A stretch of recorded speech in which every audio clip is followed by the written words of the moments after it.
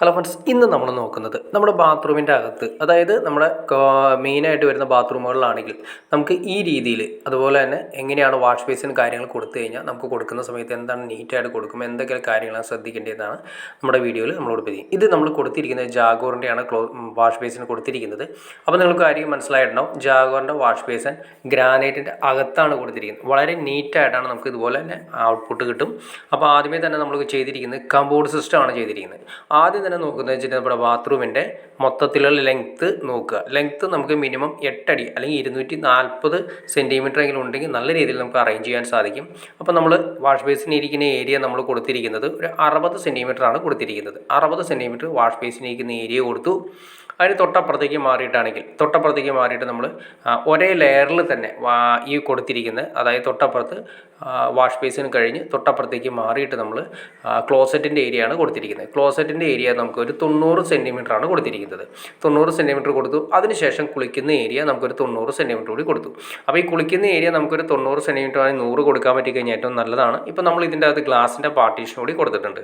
അപ്പോൾ ശ്രദ്ധിക്കേണ്ട കാര്യത്തുള്ളൂ, wash basin നമ്മൾ സെറ്റ് ചെയ്തു. അതിനുശേഷം തൊട്ടപ്പുറത്തേക്ക് മാറിയിട്ട് നമ്മൾ ക്ലോസറ്റ് കൊടുത്തു.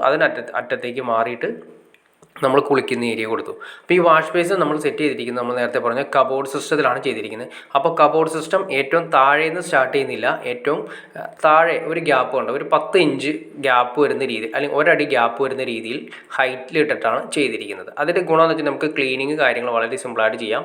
അപ്പോൾ ഒരു കാര്യം ശ്രദ്ധിക്കുക, നമ്മൾ ആദ്യമേ തന്നെ വാഷ് ബേസിൻ ഏതാണോ നമ്മൾ സെലക്ട് ചെയ്യാൻ ഉദ്ദേശിക്കുന്നത്, നമ്മുടെ ബാത്റൂമിൻ്റെ അകത്ത് സെലക്ട് ചെയ്യാൻ ഉദ്ദേശിക്കുന്നത്, ആദ്യമേ തന്നെ പ്ലംബിങ്ങിൻ്റെ സമയത്താണെങ്കിലും കബോർഡിൻ്റെ വർക്ക് ചെയ്യുന്ന സമയത്താണെങ്കിലും നമ്മൾ കറക്റ്റായിട്ട് ഒരു സെലക്ഷൻ വന്നതിന് ശേഷം മാത്രമേ നമ്മൾ ചെയ്യുന്നതാണ് ഏറ്റവും ഉത്തമം. അപ്പോൾ ജാഗറിന് നമ്മൾ ഗ്രാനൈറ്റിൻ്റെ താഴെ ഇറക്കി വയ്ക്കുന്ന മോഡൽ സെലക്ട് ചെയ്തു. അതിന് മുകളിലായിട്ട് കബോർഡിൻ്റെ മുകളിലാണ് നമ്മൾ ഈ വാഷ് ബേസിൻ വെക്കുന്നത്. അപ്പോൾ കബോർഡിലാണ് ഫുൾ പിടുത്തം ഇതിൻ്റെ അകത്ത് വരുന്നത്, അതായത് ബോഡി ഫുൾ താങ്ങുന്നത് കബോർഡിലാണ് താങ്ങുന്നത്. അതിൻ്റെ മുകളിലായിട്ട് നമ്മൾ ഗ്രാനൈറ്റിൻ്റെ, ഇവിടെ നമ്മൾ കൊടുത്തിരിക്കുന്ന വെറൈറ്റി ഗ്രാനൈറ്റാണ്. ഗ്രാനൈറ്റിൻ്റെ നല്ല ഈ പറഞ്ഞ ലെവലിൽ നമ്മൾ ഡിസൈൻ ചെയ്ത് ഒരു സ്ക്വയറായിട്ട് തന്നെ കൊടുത്തു. അപ്പോൾ നല്ല നീറ്റായിട്ട് കൊടുത്തു. പിന്നെ അതിന് ശേഷം ടാപ്പ് കൊടുത്തിരിക്കുന്നത് ഗ്രാനൈറ്റ് തുളച്ചിട്ടാണ്. കേട്ടോ, ഗ്രാനൈറ്റ് തുളച്ച് താഴേക്ക് പില്ലർ കൊക്ക് കൊടുത്തിരിക്കുന്നത് താഴേക്ക് തുളച്ചിട്ടാണ് കൊടുത്തിരിക്കുന്നത്. ഇതിൻ്റെ അകത്ത്, അപ്പോൾ കബോർഡിൻ്റെ അകത്താണ് നമ്മൾ ഈ പറഞ്ഞ കംപ്ലീറ്റ് കണക്ഷൻ പൈപ്പ്, അതുപോലെ തന്നെ ആംഗിൾ കോക്ക് കാര്യങ്ങളെല്ലാം വരുന്നത്. അപ്പോൾ നമുക്കൊരു ഡോറ് കൂടിയുണ്ട്, ഫ്രണ്ടിലൊരു ഡോറ് കൂടിയുണ്ട്. അപ്പോൾ നമുക്ക് ക്ലീനിങ് വളരെ സിമ്പിളായിരിക്കും.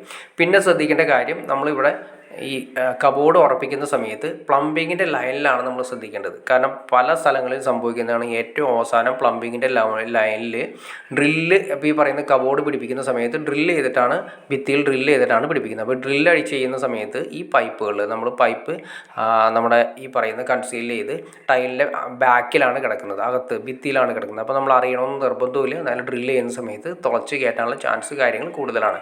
അപ്പോൾ നമ്മൾ കോമൺ ആയിട്ട് യൂസ് ചെയ്യുന്ന രീതിയിൽ തന്നെ ഒരു മെഷർമെൻറ്റ് കീപ്പ് ചെയ്ത് കഴിഞ്ഞാൽ നമുക്ക് ആ പ്രശ്നം ഒഴിവാക്കിയെടുക്കാനും പറ്റും. നമ്മൾ ഫിനിഷിംഗ് ലെവലിൽ നിന്ന്, ബാത്റൂമിൻ്റെ ഫിനിഷിംഗ് ലെവലിൽ നിന്ന് ഒരടി ഹൈറ്റിൽ അല്ലെങ്കിൽ 30 സെൻറ്റിമീറ്റർ ഹൈറ്റിൽ പൈപ്പുകളെല്ലാം കൊണ്ടുപോയി കഴിഞ്ഞാൽ നമുക്ക് ആര് വന്നാലും കറക്റ്റായിട്ട് നമുക്ക് പറഞ്ഞു കൊടുക്കാൻ സാധിക്കും. കബോർഡ് സിസ്റ്റം ആണെങ്കിലും ഗ്ലാസിൻ്റെ പാർട്ടീഷൻ ചെയ്യുന്ന ആളുകളാണെങ്കിലും വന്നാലും പറയാൻ പറ്റും. നമുക്ക് ഫിനിഷിംഗ് ലെവലിൽ നിന്ന് ഒരു 30 സെൻറ്റിമീറ്റർ ഹൈറ്റിലാണ് നമ്മുടെ പൈപ്പുകളെല്ലാം പോകുന്നത് എന്ന് കറക്റ്റായിട്ട് നമുക്ക് മെഷർമെൻറ്റ് കറക്റ്റ് ചെയ്ത് കാണിച്ചു കൊടുക്കാൻ പറ്റും. അപ്പോൾ ആ പ്രശ്നം പൈപ്പിൽ ഡ്രില്ല് ചെയ്യുന്ന ഒരു പ്രശ്നം നമുക്ക് മാക്സിമം ഒഴിവാക്കാൻ പറ്റും. അപ്പോൾ ഓക്കെ ഫ്രണ്ട്സ്, നിങ്ങൾക്ക് വീഡിയോ ഇഷ്ടപ്പെടുന്നു വിചാരിക്കുന്നു. ഇനി എന്തെങ്കിലും ഡൗട്ട്സ് കാര്യങ്ങളുണ്ടെങ്കിൽ തീർച്ചയായിട്ടും കമൻറ്റ് ചെയ്യാനും മടിക്കരുത്. തീർച്ചയായിട്ടും ചാനൽ ഒന്ന് സബ്സ്ക്രൈബ് ചെയ്യാനും മടിക്കും. എന്നാൽ മാത്രമേ നമുക്ക് ഇതുപോലെ ഇൻഫോർമേറ്റീവായി വീഡിയോസ് ചെയ്യാനുള്ളൊരു മോട്ടിവേഷൻ ലഭിക്കുള്ളൂ. അപ്പോൾ തീർച്ചയായിട്ടും ചാനൽ ഒന്ന് സബ്സ്ക്രൈബ് ചെയ്തേക്കാം. ഓക്കെ ഫ്രണ്ട്സ്, അടുത്ത വീഡിയോയിൽ കാണുന്നവരെ ഓക്കെ.